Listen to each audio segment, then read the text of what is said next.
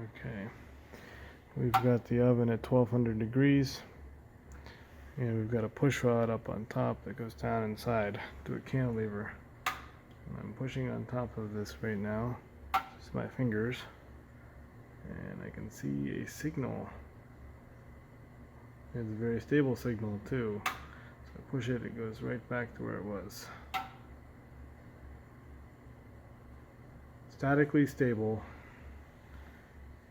1200 degrees. You can see the heating element even clicking on and off. Got a signal on the screen, and I've got some weights. I put a weight up on top of here, and we see that change. Oh, I'm gonna bump it here. Alright, take it off, and we'll put another one on. That one is half the weight, and it's half the delta. And go back to 500 grams again. And this is a pretty thick piece of steel. I mean, this is a 16th inch cantilever that's about 2 inches long. So the sensitivity is quite high.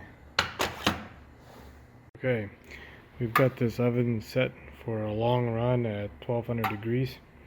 We've got dead weights and a high-speed strain, which is wired somewhat clumsily into a strain gauge, which is on top of a cantilever in the oven.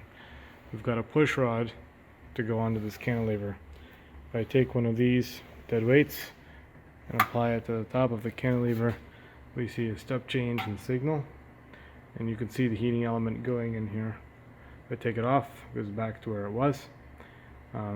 Any drift you see in this signal is related directly to thermal expansion or to similar thermal expansion in the materials. But it is very stable statically, so I can apply a load to this thing and have it sit there indefinitely at a certain point, and then you take it off and it goes right back to where it was.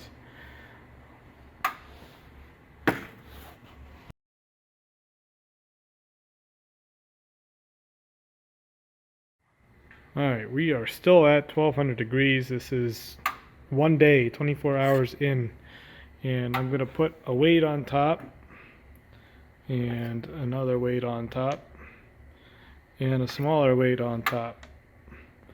And we take a look at the plot, and I'll remove the weights: small, medium, large.